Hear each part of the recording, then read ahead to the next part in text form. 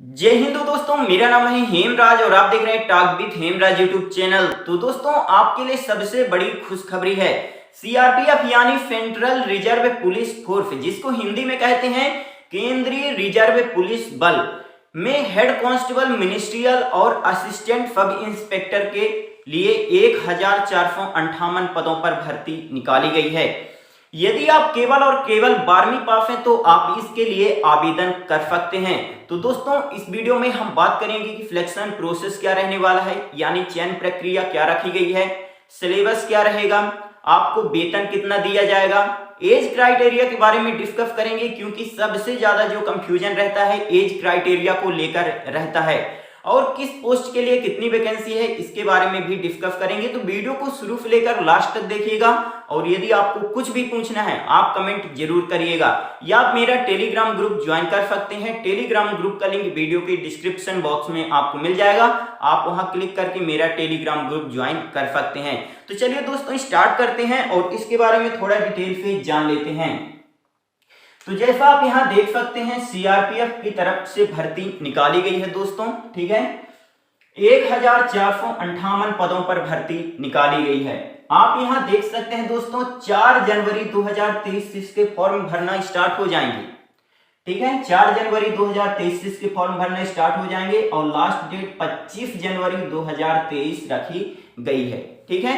तो 4 जनवरी 2023 से लेकर 25 जनवरी 2023 तक आप इसके लिए आवेदन कर सकते हैं।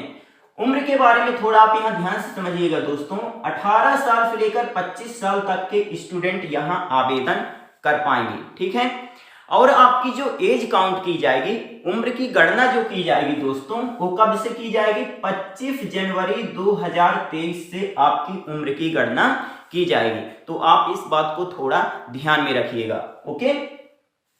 अब हम बात कर लेते हैं कि आपको एज में छूट कितनी दी जाएगी। तो देखिए, यदि आप SC ST कैटेगरी से हैं तो आपको यहाँ पास 5 साल की उम्र में छूट मिल जाएगी, और यदि OBC कैटेगरी से हैं तो आपको 3 वर्ष की उम्र में छूट मिल जाएगी, ठीक है।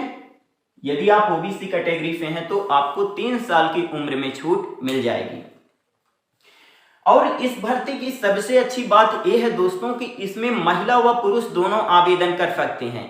इसमें ऐसा नहीं है कि सिर्फ इसमें मेल कैंडिडेट ही आवेदन कर पाएंगे, ऐसा बिल्कुल नहीं है। इसमें महिला व पुरुष दोनों आवेदन कर सकते हैं, ठीक है।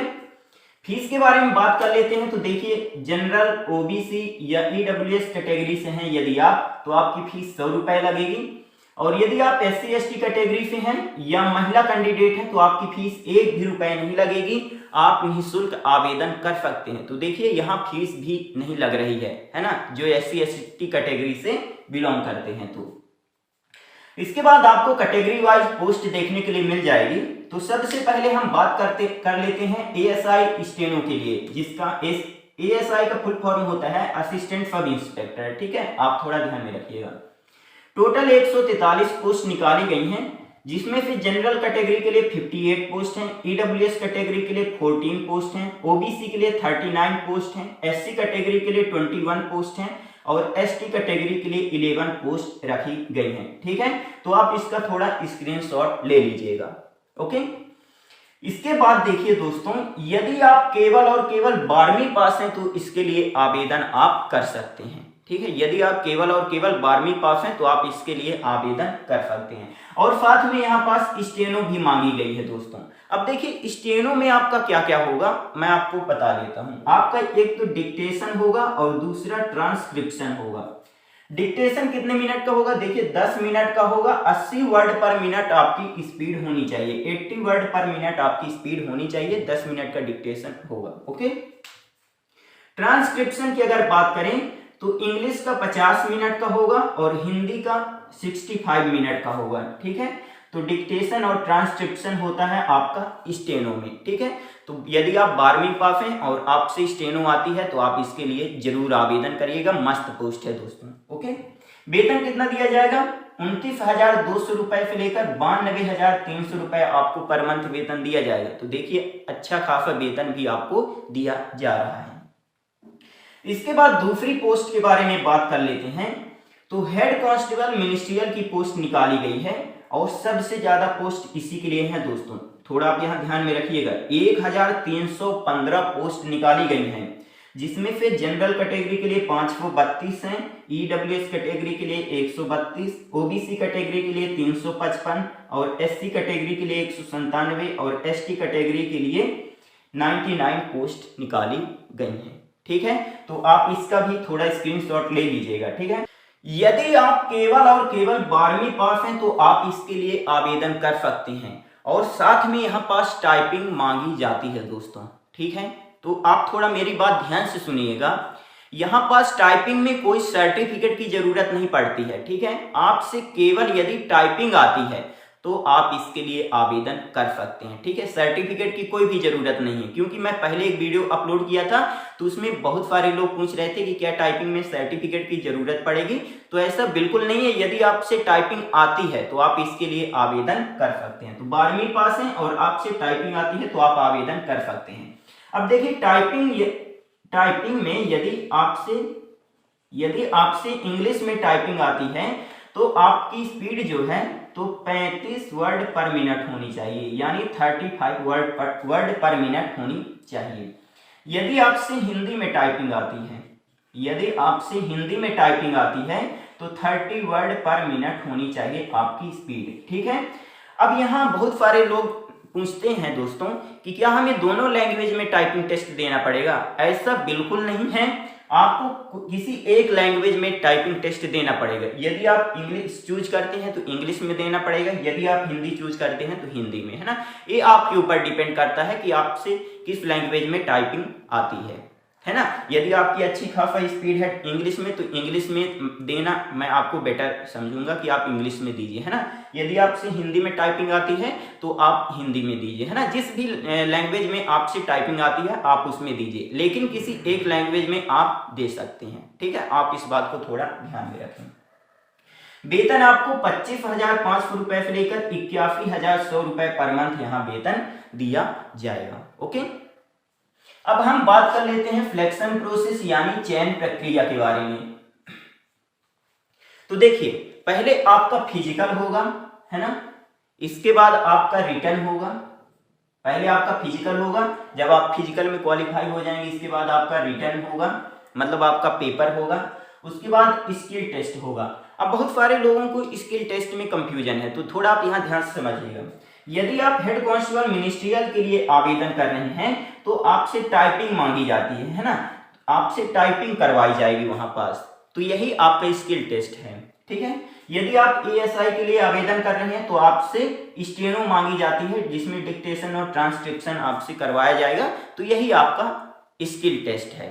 ठीक है, और कोई स्किल टेस्ट नहीं है कि आपसे कुछ अदर करवाया जाएगा, ऐसा बिल्कुल नहीं है। ठीक है, इसके बाद 4th नंबर आपका डॉक्यूमेंट वेरिफिकेशन होगा और लास्ट आपका मेडिकल होगा। ठीक है, तो 5 स्टेज से गुजरने के बाद आपका फाइनल सिलेक्शन हो जाता है। अब हम बात कर लेते हैं दोस्तों, पहले रिटन के बारे में बात कर लेते हैं, फिर इसके बाद फिजिकल के बारे में बात करेंगे। ठीक है, पहले हम यहाँ रिटन के बारे में बात कर लेते हैं कि आपसे पेपर में क्या क्या पूछा जाएगा।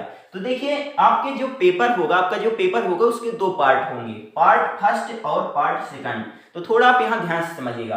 पार्ट फर्स्ट में मैथ से 50 प्रश्न पूछे जाएंगे 50 नंबर के, रीजनिंग से 50 प्रश्न पूछे जाएंगे 50 नंबर के।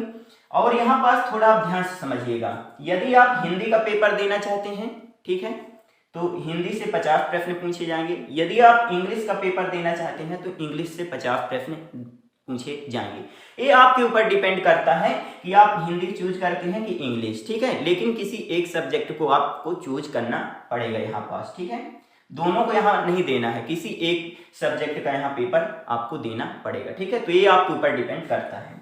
तो 50 नंबर का पूछा जाएगा। यदि आप हिंदी का देते हैं तो 50 प्रश्न पूछे जाएंगे 50 नंबर के। यदि इंग्लिश का पेपर देते हैं तो 50 प्रश्न पूछे जाएंगे 50 नंबर के। ठीक है, इसके बाद 4th नंबर जो है क्लरिकल एप्टीट्यूड से 50 प्रश्न पूछे जाएंगे 50 नंबर के।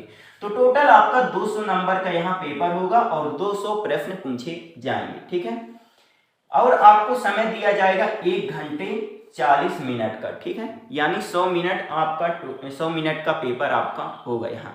ओके, आपका यहाँ पार्ट सेकंड में थोड़ा ध्यान से समझिएगा, आपका डिस्क्रिप्टिव पेपर होता है, मतलब आपको पेन और पेपर दे दिया जाएगा, उसमें आपको लिखना पड़ता है। देखिए 25 नंबर का आपका होगा, एसे और लेटर आपको लिखना पड़ता है, यानी एक निबंध आपको लिखना पड़ेगा, ठीक है, और एक लेटर आपको लिखना पड़ेगा, है ना। 25 नंबर का होता है। तो टोटल अगर बात करें तो 225 नंबर का आपका पेपर होता है इसमें। ओके, आपको क्लियर हो गया होगा। और यदि इससे कुछ डाउट है तो आप कमेंट जरूर करिएगा। अब हम बात कर ले फिजिकल के बारे में, फिजिकल के बारे में बात कर लेते हैं। तो देखिए अभी जो CISF का पेपर भर्ती हुई है तो उसमें दोस्तों दौड़ और ऊंची कूद लंबी कूद नहीं हुई है ना। तो अगर उसके हिसाब से देखें तो शायद इसमें भी ना हो, है ना। ये तो डिटेल नोटिफिकेशन आने के बाद पता चलेगा कि इसमें दौड़ होगी कि नहीं, है ना। लेकिन यदि होती है तो मैं आपको बता दूंगा, है ना। तो देखिए अभी जितना मालूम है CISF के हिसाब से मैं आपको बता रहा हूं। तो देखिए ऊंचाई जो है तो 165 सेंटीमीटर पुरुष के लिए रखी जाती है, ठीक है। और यहाँ पास महिलाओं के लिए 155 सेंटीमीटर। और सीना की अगर बात करें तो 77 सेंटीमीटर बिना फुलाए और 82 सेंटीमीटर फुलाने के बाद, यानी 5 सेंटीमीटर आपका सीना फूलना चाहिए। और यहाँ पास महिलाओं के लिए सीना नहीं मांगा गया, है ना। और यहाँ पास आपका वजन नापा जाता है, ठीक है। तो हाइट के हिसाब से आपका यहाँ पास वजन नापा जाएगा, है ना, हाइट के हिसाब से। ओके, और यदि दौड़ होती है, लंबी कूद होती है, ऊंची कूद होती है तो मैं आपको बता दूंगा। ओके, वैसे तो होगी नहीं दोस्तों, है ना, वैसे तो होगी नहीं। यदि होती है ना, यदि कुछ चेंजेस किए जाते हैं तो मैं आपको बता दूंगा, ठीक है। इसलिए चैनल को जरूर सब्सक्राइब कर लीजिएगा। ओके, तो दोस्तों ये रही थोड़ी सी जानकारी। यदि आपको वीडियो अच्छा लगा हो तो please like share and subscribe करना ना भूलें। आपका बहुत बहुत धन्यवाद।